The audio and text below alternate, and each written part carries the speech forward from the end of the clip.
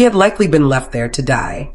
A forgotten dog in the unforgiving Arizona desert, his body showed signs of long-term neglect and exposure. He was covered in dust and scars, and his eyes were swollen with infection. Whoever abandoned him had used him for breeding, and once they no longer had a use for him, they discarded him like trash. By the time someone found him and brought him to the shelter, his condition was dire. If no foster stepped forward immediately, he would have been put down. But one home opened its doors. At first, he didn't understand he was safe. He was placed in a quiet back room, far from noise or activity.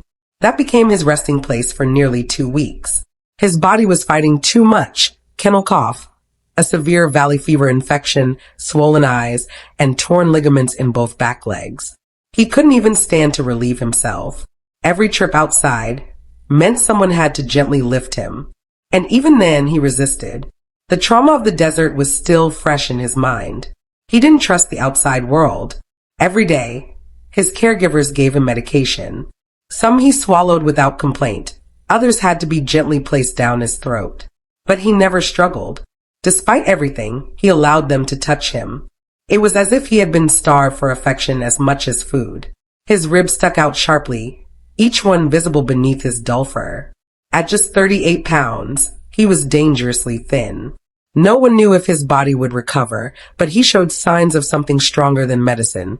He wanted to fight. And that tiny spark gave everyone hope. Around the end of the second week, something changed. As he lay in his bed, someone walked by and softly said his name. His tail wagged. Just once. It was barely noticeable, but for a dog so shut down, it meant everything. From that day forward, little changes began to show. His appetite improved. His eyes cleared, little by little.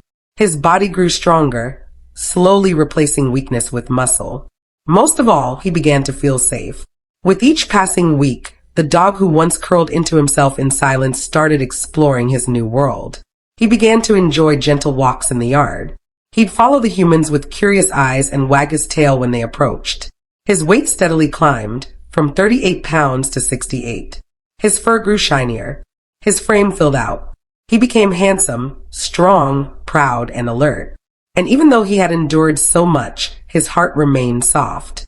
He loved cuddles. He liked naps on soft blankets. He didn't just want to survive anymore. He wanted to live. He stayed with his foster family for 5 months. During that time, he experienced what it meant to be part of something again. There was structure, safety, kindness. He was no longer just a dog recovering from pain. He was a companion, a friend, a source of joy. He played, he napped on beds, he greeted people with bright eyes. Everything he had been denied, he was finally allowed to enjoy. Once he was strong enough, he moved on to a new chapter, a foster-to-adopt home where another loving family continued his care. And this year, that home became his forever.